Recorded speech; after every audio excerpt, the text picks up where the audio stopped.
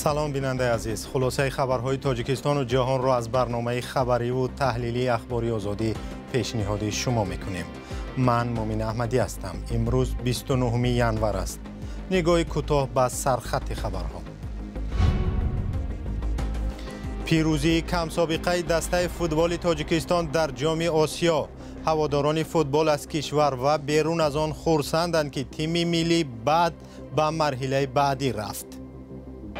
و تاجیکستان موفقیت میخواهم. تاجیکستان با پیش. از ژورنالیستان تلویزیون و رادیوهای دولتی خواستند که تنقید کنند و نترسند، ولی چنین خواهد شد. با ساکنان دهات اطراف دوشنبه دستور دادند که پرنده پروری و چاروا پروری را بس کنند. عاقبتش برای مردم روستا چی می شود؟ زندگی ما به دهقانی میگذره. من این خیلی اسباقتی، من این حالی مالی ما خرابه. من بازار گرفتم، میره فربه میکنم. رقیب نوبتی تاجیکستان در بازی فوتبال جام آسیا معلوم شد. اردن دسته عراق را شکست داد و روز 2 فوریه با تاجیکستان بازی خواهد کرد. منتخب فوتبال تاجیکستان با شکست دادن تیم امارات متحده عرب در قطار 8 دسته بهترین آسیا قرار گرفته است. دهها مخلص برای هواداری به قطر رفتند و صدها کسی دیگر در داخل کشور این بازی را تماشا کردند. رقابت منتخب تاجیکستان چگونه توجه بسیاری ها را جلب کرد و شانس فوتبال بازان تاجیک در بازی بعدی چقدر است؟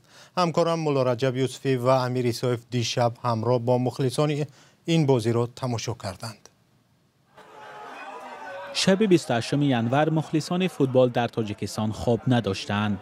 منتخب تاجیکستان بار اول در مرحله نهایی قهرمانی آسیا اشتراک کرد. بازی با تیم امارات متحده عرب آسان نبود، به خصوص این لحظه که تقدیر بازی حل شد.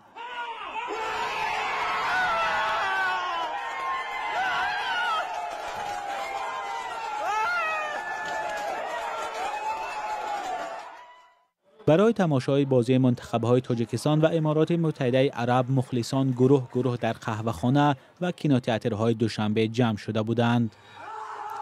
مهاجران تاجیک در انگلیس هم برای مخلصی تیم منتخب در نزد تلویزیون نشستند. اینجا مخلصان در خوجند بعد غلبه تیم منتخب سرودخوانی دارند.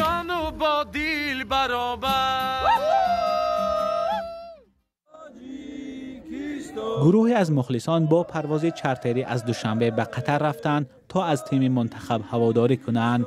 این نوا را یک کاربر رادیوی آزادی فرستاده است.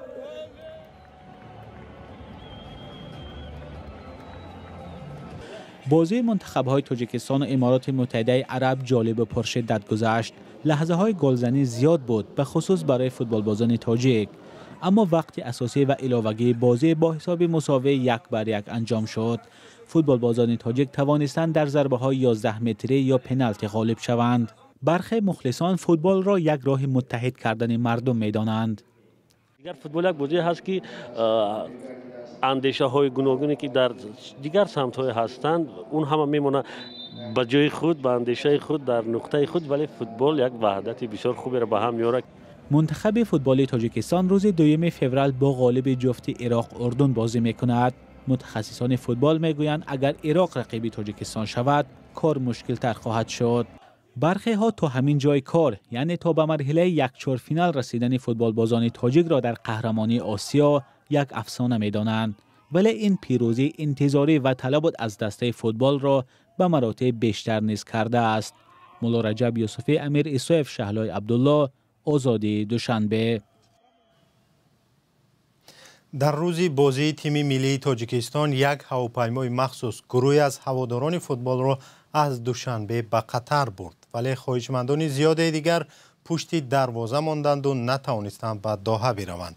خبرنگار رادیو آزادی که در دوحه حضور داشت با این مخلصان صحبت کرد و نظرشان را درباره تیم ملی تاجیکستان و بازی دیروزه پرسید.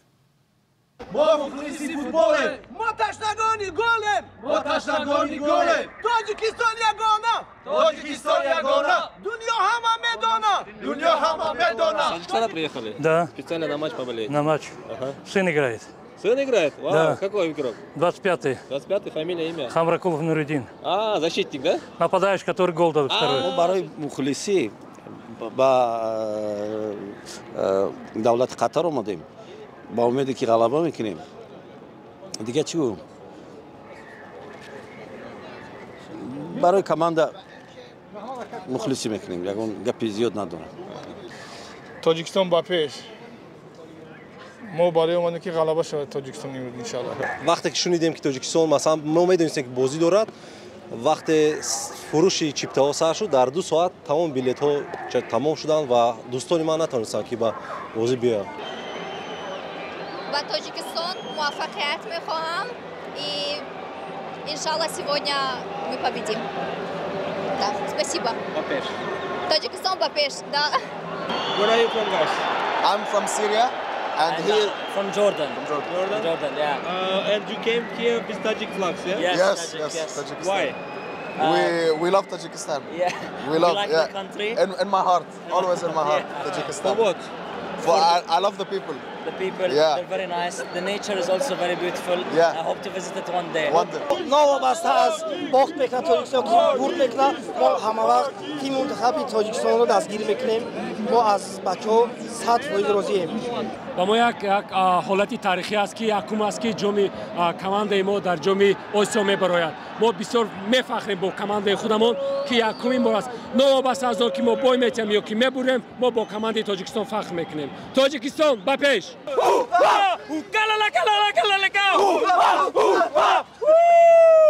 Thank you, thank you. Thank you. Thank you. Good luck.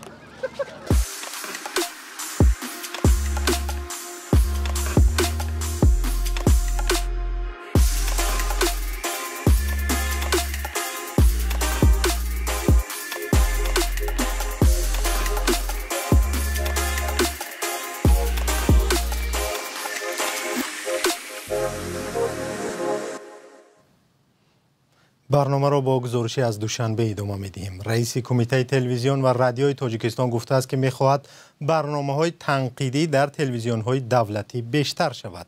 نوریدین سعید روز 29 ینور در خطاب به زیردستانش گفت از تنقید کردن نترسند.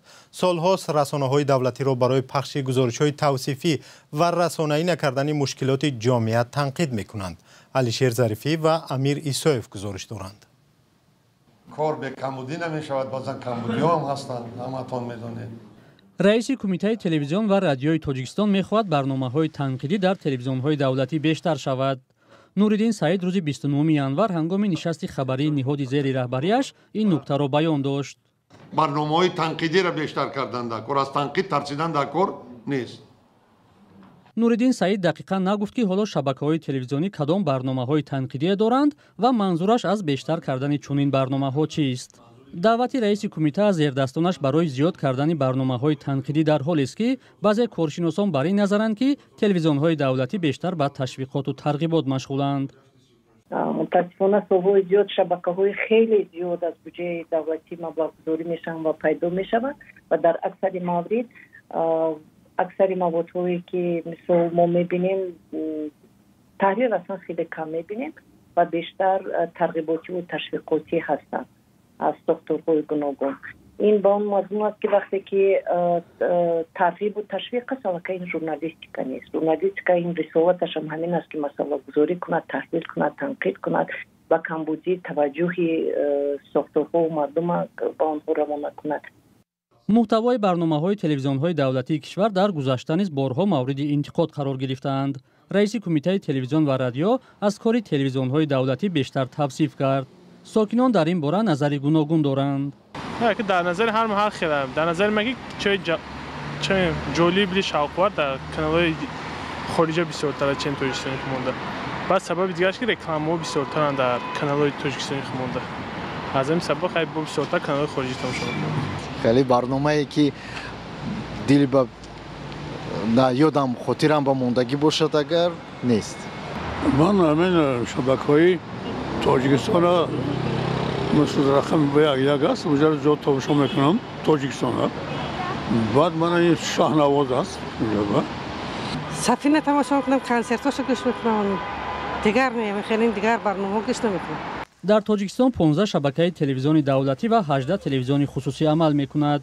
شبکه‌های دولتی از امکانیت‌های کلان برخوردارند و در اکثر منطقه‌ها دسترسند. منتقدان می‌گویند تلویزیون‌های دولتی که از حساب اندازی مردم کار می‌کنند، تنها به تعریف و توصیف حکومت مشغولند و از انعکاس موضوعهای مهم خودداری می‌ورزند. شهرداری دوشنبه از ساکنان دهاتی که 2 سال پیش به قلمرو پایتخت شامل شده بودند خواسته است که هر چه زودتر به چارواداری و پرنده پروری پایان دهند. ساکنان این روستاهایی که قبلا از ناحیه رودکی بودند میگویند اگر از این کار دست کشند به یگان منبع درآمد میمانند. ارشاد سلیمانی و امیر اسحاق به سراغ چندی از این ساکنان رفتند و گزارش آنها را میبینیم. طلبدار شهریم. همین شرایط شهر باشه، اتوبوس شتیا، صادق شتیا، من شرایط شهر ده باشه ما راضی و مسئولکاشون سوز کنن اتوبوس گارده ما ده گم چی در کار. نورعلی سعداللهیف 240 سامانی نفقه میگیرد و میگوید که اگر از پرورش گاوهایش دست کشد پسرش مجبور است کودکان را پرتاید و به روسیه رود. سال 2021 نزدیک به 70 دهه ناحیه رودکی به شهر دوشنبه همراه کرده شدند. اکنون از روی معیارهای زندگی شهری دیگر حق چارواداری را ندارند. رستم امامعلی همنام شهردار دوشنبه و باشنده یکی از چنین دهه ها با درخواست به رئیس شهر مراجعت کرد چون ناظران منطقه‌ای میخواهند او را برای چارواداری جزا دهند. محترم رستم امامعلی، من خودم رستم امامعلی اشورالیف زاده، من یک بچه دهقان، زندگیمون به دهقانی میگذره.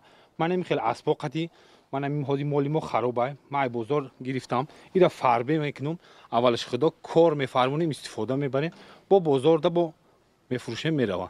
غیر اسب مالی معده دارم، 100 برشگی 30 تا مالی معده بونی کدگی دارم. عبدالجمیل خالف رئیس محله آزادی زنان میگوید که ناظران منطقه‌ای آمده مردم را آگاه کردند. خانه به خانه گشته گویا آگاه کردن که شما 2 سال پیش آگاه شده بوده، اینا باید بار دیگه آگاه کردستین که همین مال باید بروردن در کار و سوراخ بود شده که ما نمیتونیم شما رو مهلت دهیم. ساکن دیگر این دهه علی محمد صالیف امیدوار است که تا مطابق شدن زندگیشان به شرایط شهر به آنها اجازه ادامه چارواداری را میدهند زیرا شرایط این را تقاضا میکند. نرخ نوار نلاگ و پتنت منیو آدمی شهر گذشتگی درباره زندگیمون آدمی قشلاق درست حاضی ما تپکلو میکنیم کمرالو میکنیم خانه ها را بچه گرم میکنیم نکن در ناحیه رودکی ما 70-80 سوم نلاگ خانه میسپردیم و 500-600 سوم میسپردیم. بنابر قانون مقام پایتخت تاجیکستان کسانی که در حوله خود چاروا میپرورند از 500 تا 1000 سامانی جریمه میشوند. اما همین قانون استثنایی نیز دارد که چارواداری در حدود پایتخت جمهوری تاجیکستان بغیر از منطقه هایی که با قرار مجلس وکیلان خلق شهر دوشنبه معین گردیدند منع است. حالا باشندگان محله های تازه ورود که شمارهشان کم نیست به این ماجرا روبرو شدند. تنها به ناحیه سینا 32 دهه با نزدیک به 9000 جمعیت پیوستند که 659 هکتار زمین و 78 هکتار باغ و تاکزار دارند. سیل ویرانگر بامداد 29 ینور بر راه و کشتزارهای ساکنان چند دهه در ناحیه 5 ضرر رسانده است. ساکنان روستاهای آدچپر، 10 سالگی وحدت و قشقیه ناحیه با فرستادن نوار بر رادیو آزادی گفتند که باران زیاد شب گذشته سبب آبخیزی و زیر گل ماندن راه و کشتزارهایشان شد. در حکومت ناحیه 5 گفتند که بیشتر از همه کشتزارهای گندم و کارتوشکا آسیب دیده است و حالا ضرری رسیده از فلاکت طبیعی را حساب می‌کنند. در تاجیکستان سیل و آبخیزی در ماه ینور کم سابقه است و حالا این سیل غیرعادی را علامت از تغییر اقلیم می‌دانند. سپاس که ما را تا آخر همراهی کردید. با سامانه رادیو آزادی و صفحه های ما در فیسبوک و تلگرام، یوتیوب و اینستاگرام و تیک تاک و ادناکلاسنیکی وارد شوید. آنجا هر ساعت خبرهای نو نشر می‌شوند. تا برنامه‌های دیگر خدا نگهداری شما باشد و با ما بودن را فراموش نکنید.